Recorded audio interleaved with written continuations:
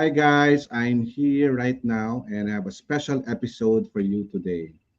I was in Miss Earth and I met this special person and she has a golden heart and she's a Phil-Am and she has a great story of advocacy and I thank JR Agarao for inviting me to Miss Earth. And I was so happy to be a pageant vlogger kaya sa title. And I believe that God has really meant us to meet. And I'm so happy that she is also someone who supported my mission trip.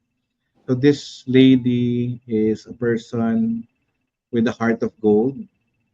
And I know that as she joined this competition and won, um, God has a grand purpose, no, for her life. And nakaka-inspire talaga, guys, yung story ni Miss Estella Fullerton. Yeah. Hi. Ayan. So I'm here with Miss Estella Fullerton. Yay. Thank you. So guys, please share the stream. Follow her pages muna. Anong pages mo, Miss Estella? Stella Fullerton. And then I also have Crown Mrs. Grant International 2024. Yeah. So she's actually a beauty queen, no? She won Mrs. Grand International this year and she represented the US pero she's pure Filipina. So all of us Filipinos should be proud of her. The same way we are proud of Sopronio. So, Thank you. Thank you so much. so anyway, let's start at the beginning. Can you tell us more about your story and how you started your advocacy before your pageantry? Doon muna tayo sa beginning. Okay. Um, it was like 6 years ago. Um, I started to sponsor 50 students in the Philippines. And then after a year, I helped these kids before I founded a nonprofit organization. So when I did that on the first year, something really ignites within me. I thought about what if I can do more. So then that's the start that I founded a nonprofit organization which goal is to help the underprivileged children in the Philippines and also as a whole. We do help kids in our community in the USA and also internationally. So that's how it started. I'm just a dedicated homemaker. I raised five children and I have three grandchildren and soon to be five. So, being a homemaker, I felt like I need to do something. I need to do something for my community. And since I'm in the USA, I am blessed and I was able to, uh, I have a good life. So why don't do something better, something good, or something to like helping other people. So my advocacy is focused on children's education and also women empowerment, like helping women in needs. So that was 6 years ago, and then our nonprofit organization um, was able to help for the first on the first we only helped one school, and then thank god now we were able to help 10 to 12 school. That's a school, and we also have scholarship. We give scholarship to high school, elementary, and even college students. So that's how I started the nonprofit organization because of my advocacy.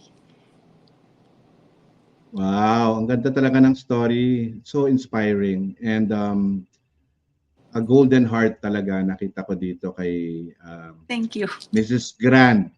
Talagang grand ang kanyang heart and ang vision Thank niya. you. And I believe people should um, join in your advocacy and to help these people. So, ang ganda rin ng story niya kasi nung, yung heart niya talaga to help the poor. Pero somehow, naging queen ka pa. No? So, ginawa ka pang queen, no? Talagang at the time na you're helping all these people. So, this platform that God gave you through Mrs. Grant. And if you look at Mrs. Grant, I researched their advocacy. It's also to help the women and the children. So parang swak na swak yung Yes. Yes. advocacy ng Mrs. Grant. No? Nakita ba yung title ko? Estella Fullerton, A Grander Vision for Education and Advocacy. Pero sa pangalan pa lang niya, Estella means star. And then, yung kanyang middle name sa father niya, Hardy Jar- Dico. parang may garden. No? So parang, Hardin. Hardy. remember when Adam and Eve had to tend the garden and subdue the earth. So parang siya rin, she has her own garden pero she's not staying in her garden but she wants to subdue the earth through helping the less fortunate.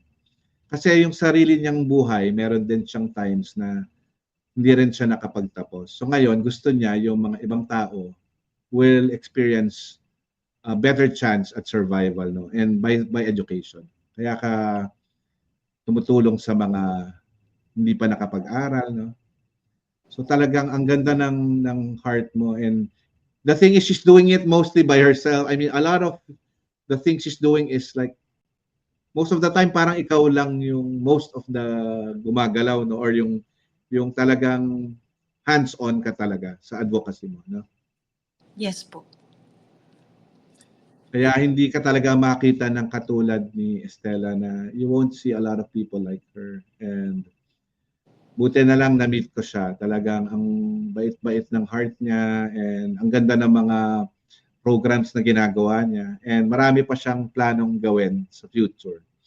So let's go now naman sa pageant muna. Sa first pageant na sinalihan mo. Yung Mrs. Grand USA? Yes.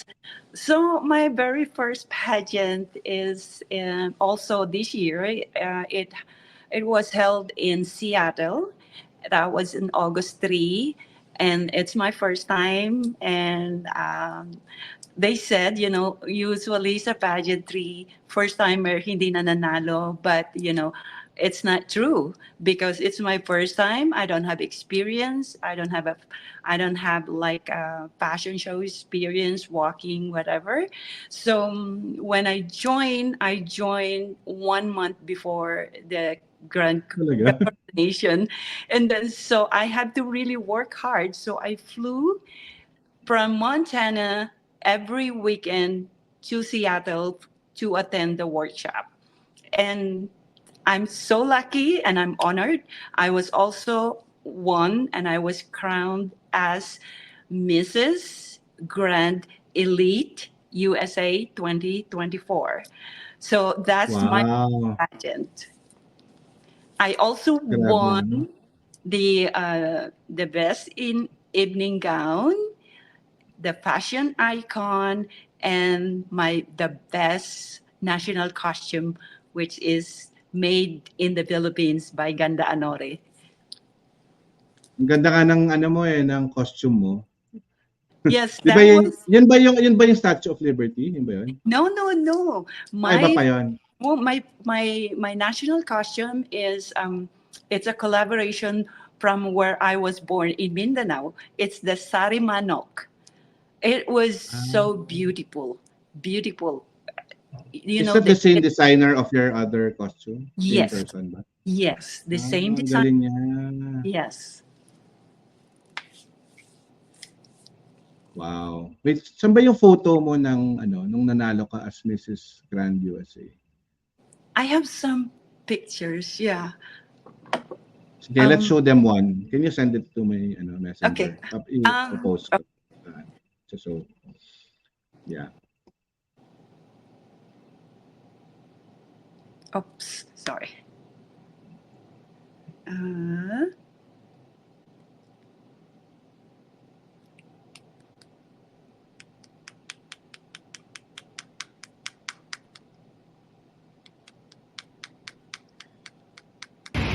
Hi, hi, hi, Estella. This is Gianna Llanes, Miss Philippines Earth Water 2020. I just want to give you a huge congratulations for winning Mrs. Grand Elite. I'm sure you're going to have the most wonderful reign. I hope to meet you very, very soon to congratulate you in person. Have the best time ever being a queen. Mwah. oh, thank you so much. Ayan. So, she's one of the Miss Philippines Earth before. One of the, di ba may mga Earth, Air, Water, Fire. So, she's one of Yeah, them. And she's yeah, now a reporter for Net 25. that was really nice. And thank you so much. I really, really appreciate that. Okay, so okay. I send it to your messenger. Ayan na, okay. Nakita ko yung mga photos mo sa latest eh. Pero yung, ito, pinakita ko sa akin. Iba pala. Ito Mali. yung Sarimanok, no? Yeah, something. Grabe, ang garbo pala. Grabe. Parang Some. ang hirap gawin yung costume na yan, ah. Yes, super. I just really love it. Kasi I told him that I wanted like inspired from Mindanao. Yung materials, oh my God, Mm-mm. it's one of my favorite. So I'll show it now. So,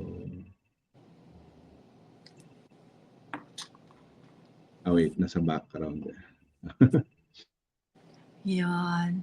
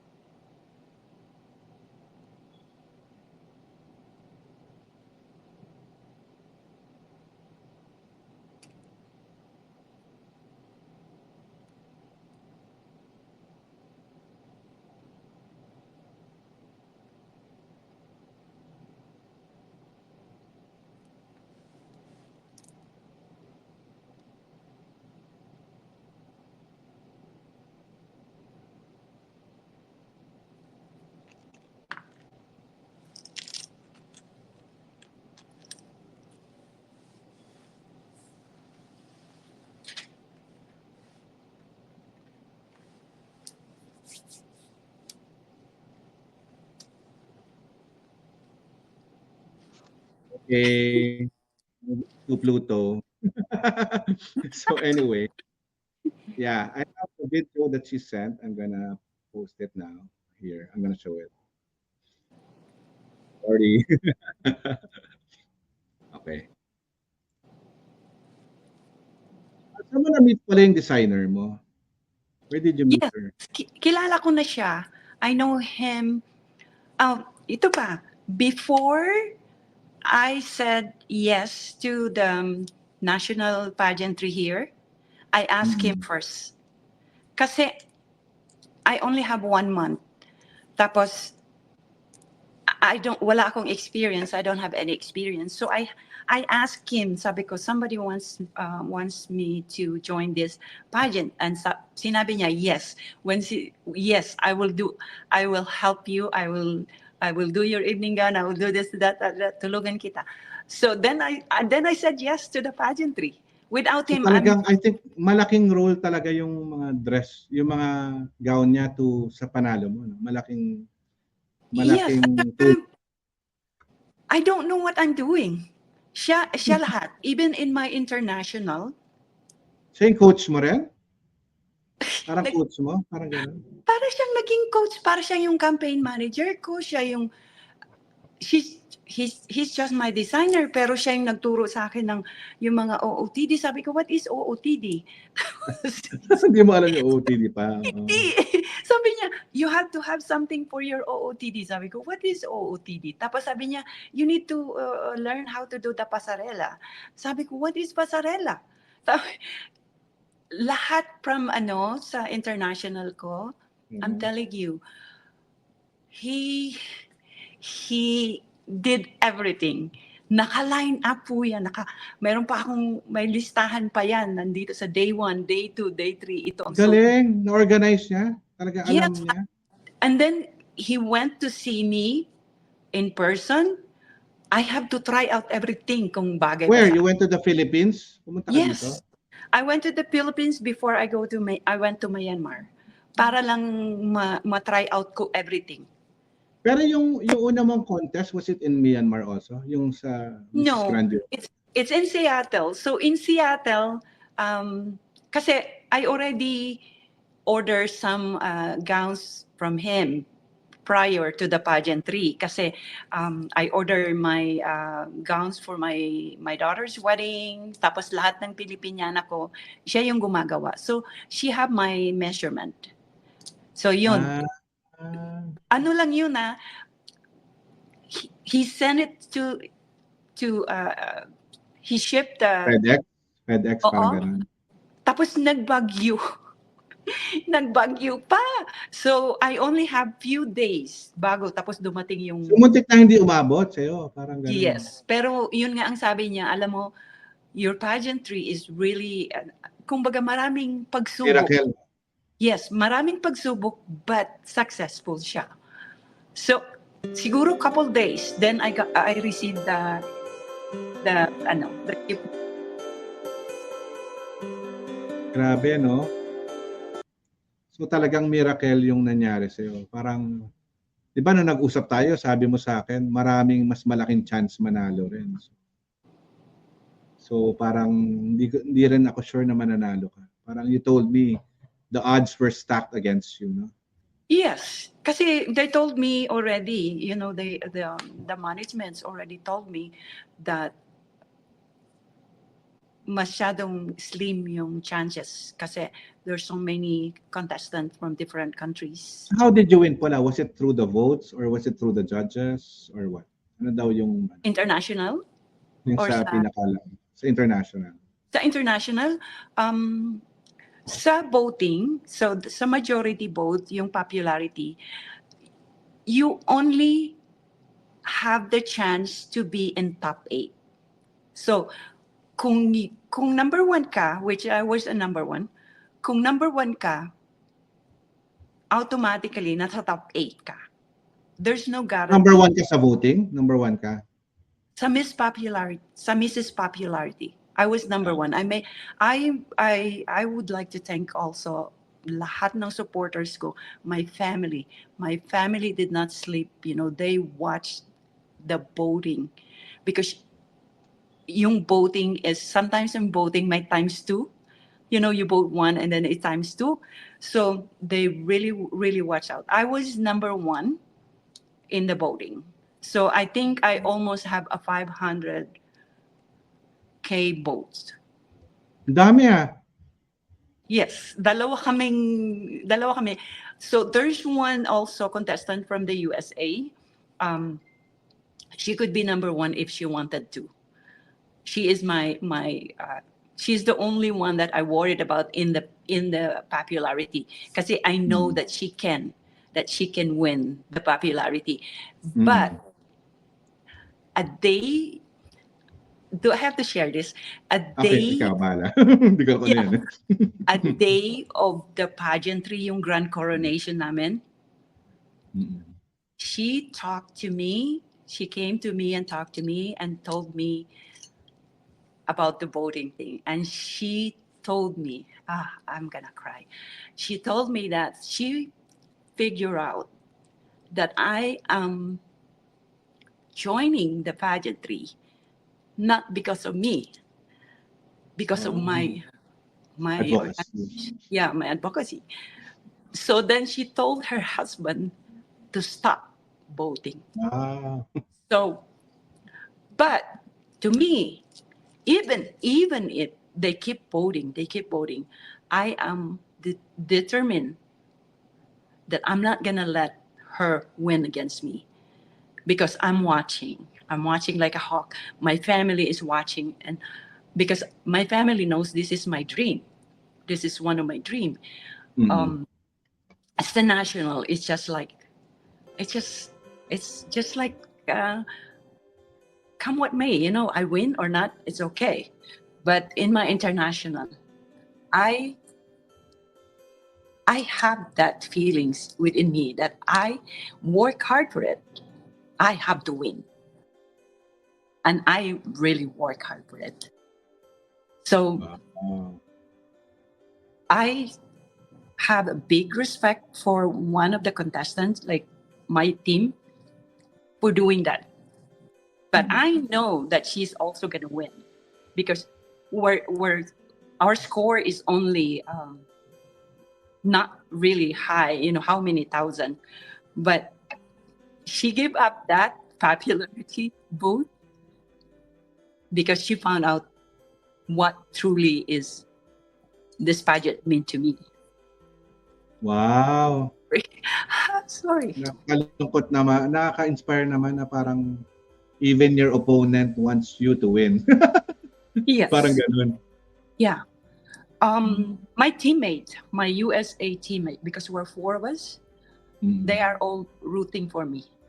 You know, they are all rooting for me. But one of the contestants, I know she's gonna win, because it's true that when you go to a pageantry, you will see who's gonna be on the top, who's gonna be not gonna be there. So nakikita mo na eh. So all you have to do is really show, because all of those contenders are queens. No less, no more, very successful people. Everybody has an advocacy. It's everybody has their own mission. Yeah. So, but you need to be the top on the top people. Wow. So it was really your determination and showing people na you're serious about your advocacy. Kaya sila na-convince. Yes. I am. Kasi iba, baka they just create an advocacy just to answer the question or just to be part of the pageant. Pero ikaw, you've been doing it for how many? 6 years na, di ba? Yes. So, it's you have true. something to prove. Sila baka 1 year pa lang or months pa lang. Yes. Yes. Ikaw 6 years ka na talaga and you just need more support for what you're doing. Yes. Kaya a grander vision for education and advocacy. Stella Fullerton. So talagang ang ganda ng story mo, nakaka-inspire. Let's go back sa other pageant kasi masyado ako dumiretso sa Grand International. Nung nag-Grand USA ka, paano yung nag-start pala na, sali mo na ako Grand USA? Diba? Parang how long did it? Mabilis lang ba yung pageant na yun? Yung una mong, matagal din? Mabilis lang. It's like days. So one of my friend told me, sumali ka nito. So he said, are you sure? And then I asked another good friend. And then so this good friend of mine told me, she called me Big Sis. She said, Big Sis, go for it. If you win or not, at least and you have experience. So then I signed up. And then that's only 1 month. I-share mo pala to sa page mo or sa personal mo, itong live stream natin. It's Okay. showing in my Facebook and in my YouTube. Wait, I'll look for the link. Kasi tayong dalawa pa lang. Wait, I don't know, wala pala. Hindi ako nag-announce din eh. Pero okay lang yung mga... Maganda kasi kung may live din na nanonood, tapos baka may questions sa atin.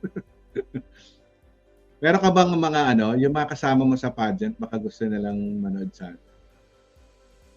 Yung parang di ba may nag-comment dati yung coach mo? Coach mo ba yun? Oh. Yung sa coach mo sa Q&A, yung coach mo sa Q&A. Si Michelle? Yeah, I think so. I'll send you the link na. Ito yung sa YouTube. Para ma-share mo. And then, ito yung sa Facebook. Okay.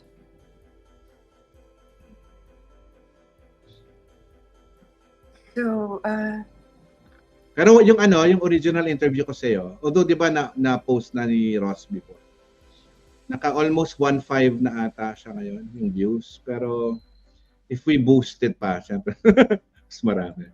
So today, I have the privilege of being with one of the best inspiring queens na serious with her advocacy. Her Thank name is Estella Fullerton. Formerly Jardine. Jardine.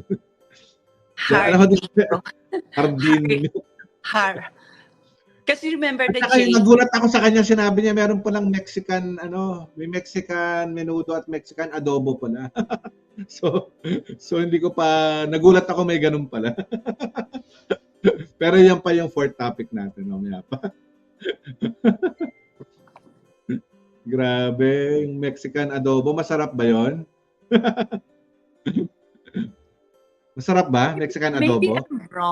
Maybe I'm wrong, but adobo is really popular in. Kasi that's number 1, adobo Filipino and then adobo Mexican. Maybe I'm wrong. Search ko baka meron lalabas. Baka mali Curious ako. lang ako. Baka meron. Meron nga. Meron Mexican adobo. Sabi ko na. Meron nga, Wow, Mexican adobo. May recipe pa nga eh.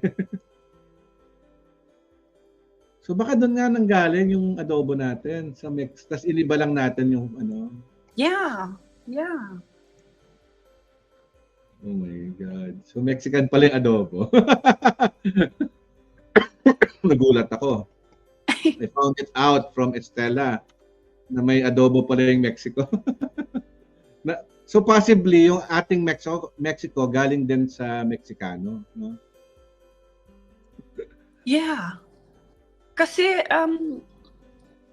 based on history, I think the Mexican also went to the Philippines. We have a lot of similarity. Oo nga. Not- Marami din Not only in foods, but words, language.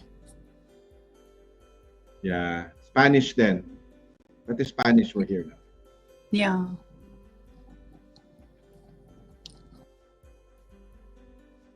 So, hanapin natin ito. Kung pakita yung adobo. Yung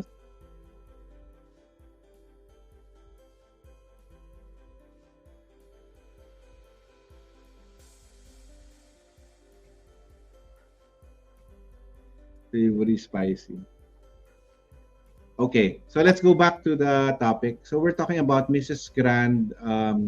Yung una mo, sabi mo it was a few days lang? Like a month. Yung Month? decision ko is like less than a week. when I decided to join, and then they did an interview. So I met I was so nervous kasi interview.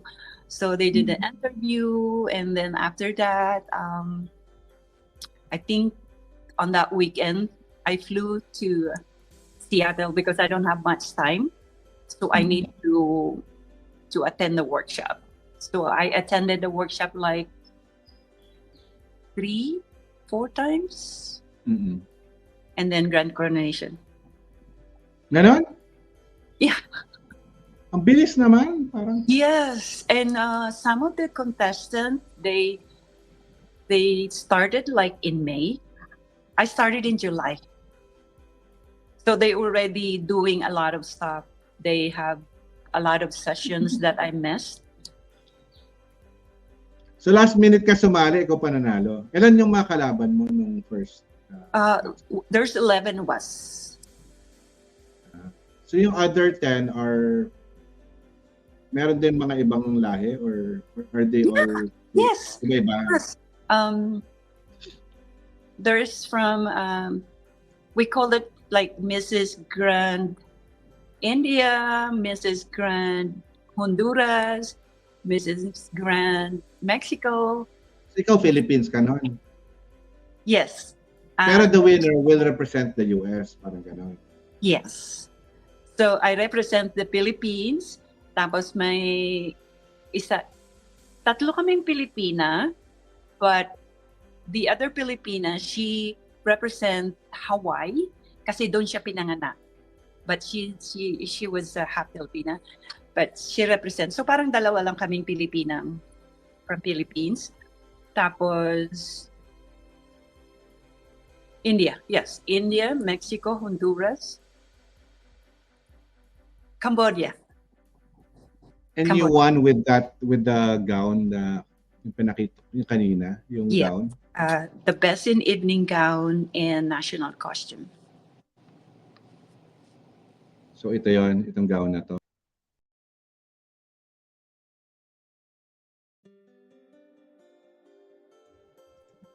Parang ang hirap din gawin yan, no? Parang sobrang intricate, no? Yes, talagang handmade siya. Parang talagang inano nila. It's not like a fabric that you buy tapos gawin mo na lang siyang ganyan. No. So parang yung pageant nyo is you're gonna represent the US pero you're from different countries or cultures pa rin. Different lang. Pero US kami? US citizen. All of us are from here. But American Indian, American Cambodian, parang ganun. But so that happens every year? Of ilang years na ba tong competition? So this is the first year of the Mrs. Grand USA. So I think this is first year pa nila. So we are the first batch. So the Mrs. Grand International is 3 years. 3 years na. Yes. So it's a franchise. So like for me, if I want to franchise, I don't know how kasi we already have a Mrs. Grand USA. So whoever won doon sa Mrs. Grand USA will compete to the international. Oo nga. Ilan naman kayo sa Mrs. Grand International na lumaban?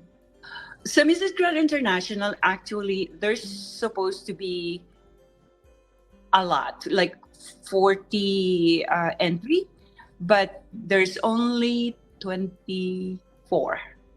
At parang may ibang Pilipino pa kasi parang may nakita pa akong ibang may iba akong nakitang may same costume like you, parang naka New York din, tama? Naka Statue of Liberty din. Dalawa kayo. Because those are my team. My team we're 4 of us. So there's 2 of us that wore the Liberty, which the other one, she won the national costume. Her costume is really amazing. My costume is like 50 pounds. My wings, I'm carrying 50 pounds. But her Ah. costume, probably she's carrying 70 to 100 pounds. So, Ano yung costume niya? Was it, anong design? Liberty. Liberty rin. With wings then. There's a wings and it's heavy. I feel sorry for her. But Mahirap yun, so ano nga. yes, but all the efforts and the hard work, Paid you off know, naman. it's worth. Nanalo siya. So, For the costume, no? Pero you won the overall, no? yes. She won also Mrs. Grand Classic.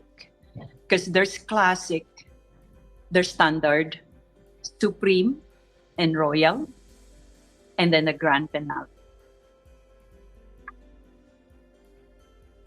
So when you say magka-team kayo, parang you are happy if you all win? Or parang magkasama talaga kayo? Parang... We're team. Galing kami ng US. We're also from Mrs. Grand USA. We met okay. at the national pageant dito sa US. We're friends. We become really, really good friends. And we root for each other. We cheer for each other. Oh, I love that girl. I love that. Yeah. And you know the divine thing about that is, diba? So I met Estela sa Miss Earth, and then I had a mission trip to the US to pray for the US. And part of it was me going near the Statue of Liberty. So meron akong photo with the Statue of Liberty. So parang I'm getting parang ano ba to? Parang there are a lot of common denominators sa journey natin. Na parang I'm praying for the US. We're going to different places. I see the Statue of Liberty, you're wearing the Statue of Liberty. And then you're helping the mothers and the kids, no? And I think there's gonna be more grander things talaga na God has prepared for you and for us, no? In terms of praying for the US, helping people in the Philippines and in the US. So Yes. pray natin talaga yung Philippines and the US. Lalo na ngayon, ang gulo-gulo ng sa Philippines, magulo dito. So, sana maraming maayos din. No? Yeah, I really want it for the buong mundo. You know, the whole world. When I was younger, I had the yaya, no? So, I always think of deep stuff. Like, yung parang ganyan, I want to help the world, I want to fix stuff. Pero when you're young, it's so hard to do it kasi you just have it all in your mind. Eh. Pero ikaw, you actually do steps to help people. No? Di ba may sinasabi sila, you can't save all the fish in the sea. Yes. But you can save one. Yes. Or two. No? Yes. So how does it relate to you and your advocacy? Yung parang helping at one or two at a time. That's what I'm always saying, you know, there's no small amount, you know, every little thing that you do for others is very, very appreciated. Kasi those little things that you do for others can make a huge impact.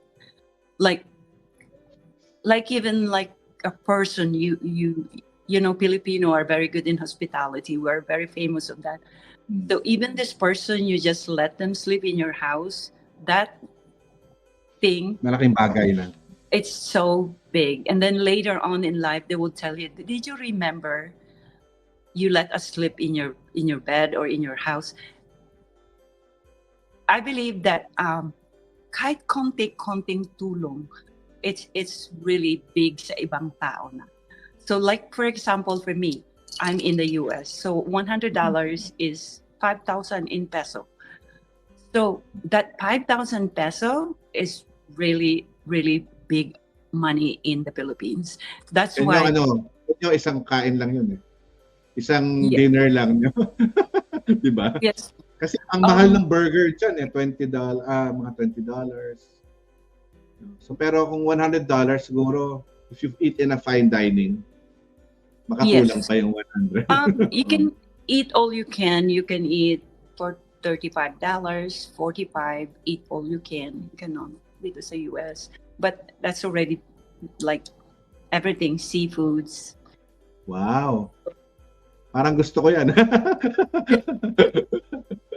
There's a lobster, eat all you can in Wow. Orlando, Florida. How about sushi? May sushi din. Nagutom bigla. Oh yeah, yeah, Meron din? yes. That's Eat all you can din. no, Wala. no. Mahal Yeah. kasi. Here in Montana, no, walang eat all you can sushi. Sige. So let's go back to what you're saying. So $100 is big sa Filipino. Mm-hmm. Lalo na sa rate ngayon, it's like 5.7 na. Yes, that's why when I started, forming up this Filipino community, the nonprofit, naisip ko, I even not thinking about $100. I only think about $1 because $1 is 50 pesos that time. Yeah. So when I was sponsoring the 50 students in one classroom, imagine one classroom is 50. It's never gonna happen in the US now. One classroom is 50 students. Sa Pilipinas lang, 50 pataas. So that's why I thought about if I can get my friends first, diba friends, to join with me with my mission, I can help 2, 3, or 5 kids. So we started actually with, I have best friends. I told them, can you sponsor this kid? Can you sponsor this kid? So I took a picture, like I have pictures of the kids. They will just pick, who do you want to be sponsored this year? Parang ganon. So you help them 1 year with their tuition fees, yung mga, also in Christmas, like in Christmas, December, we have this Christmas gift giving, so they can feel that, they feel the Christmas, yung Christmas spirit. Oo nga. Ang ganda naman, no? So talagang eksakto pala yung naisip ko na you don't need to help a lot, you just help 1, 2, or 3, no? Ginawa mo pala talaga. Pero Yes. now that you have a bigger platform and you also started the Chamber of Commerce, let's go to that topic naman. So this year, you are privileged to win Mrs. Grand, and you are part of Phil group, di ba? And then you started to join the Chamber of Commerce. So somehow there is a grander vision for you to this coming year, no? Kaya ka sineset up ka na ni God na eksakto na yung branding mo, mas makakakuha ka na ng grants, and more people will be able to join your advocacy. So I know na as more people will listen to this podcast or this live stream, there will be people who will say, I'm interested in helping Mrs. Grant. I'm interested in helping your vision of helping the people who need education or yung mga multicultural projects that you have in the pipeline. So tell us more about it para maengganyo yung mga tao tumulong sa future projects mo. Maybe you could start with joining the Chamber of Commerce, what you learned there, and then ano yung future projects mo. Okay. So from Montana, it's a state na, let's say in the Philippines, from the province. So from the province and mahiyain and very shy. So I have to step out from my comfort zone. So I went to California. I flew in California by myself, representing the Filipino American Montana organization. So I would learn about the Chamber of Commerce because there's a coalition of Filipino American Chamber of Commerce in California. So we are number 27. We're number 27 member because the Filipino American Montana organization become a member. So now they have almost 50 members. So this organization, this coalition of Filipino Chamber of Commerce, have the slogan of MIMAM, make us matter, make it happen. So when I went there, I've seen this group of people, very successful people, very professional, and then I came from Montana. I feel so shy. But I never felt left out because they really accommodate me. They taught me, and then I have learned. They mentor me. Um, then we have a lot of. I learned a lot from Chamber of Commerce, business wise. How you can how your organization be successful, and then how are you going to be able to get a grants. So I realized really that I'm doing something. um, I'm not doing the right things for the organization, so I would be able to get a grants. So right now I know how to do it. I just have to do it. I just need some people to really, really help me, because just like I always said, one brain is good, but if you have two, three, four, five brains to work together, it would be awesome. So next year, okay. So my pageantry, I joined the pageantry just because of my advocacy.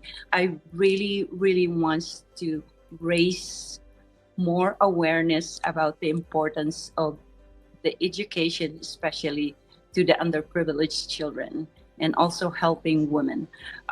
We never knew, like in the Filipino American community in Montana, you won't believe there's one, two people that really needs help. So having an organization that would help the people, it's it's very, very, very good. I mean, it's just um,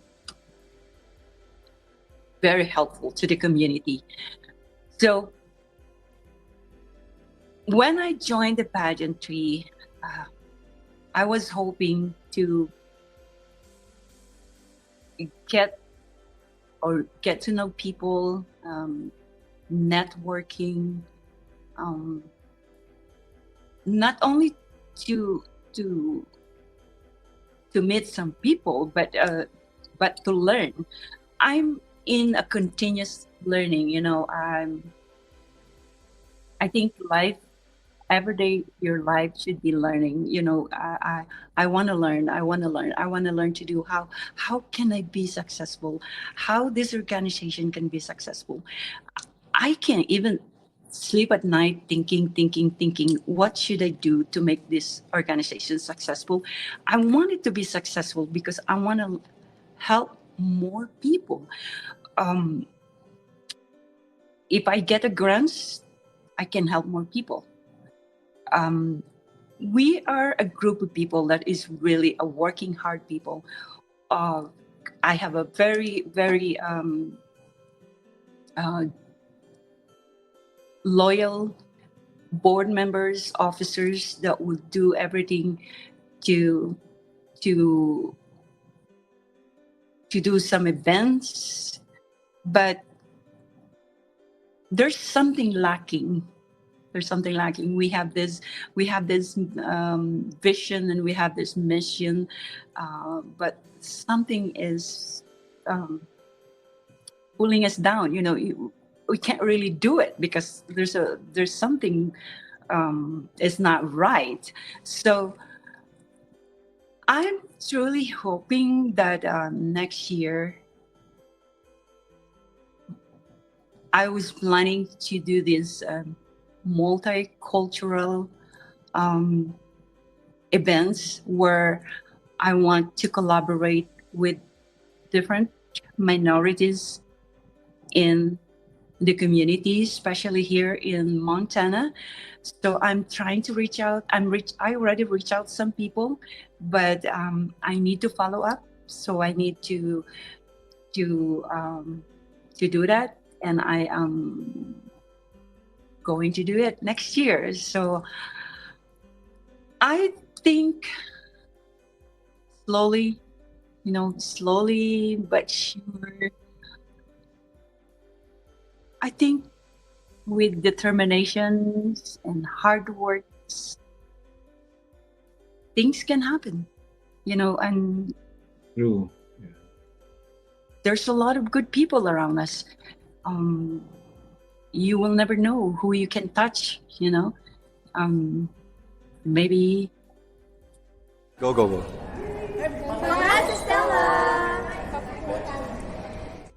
Hi everybody, this is a message from Malcolm Conlon here in London. I just wanted to send my very best wishes and of course congratulations to Miss Grand Elite on your awesome win.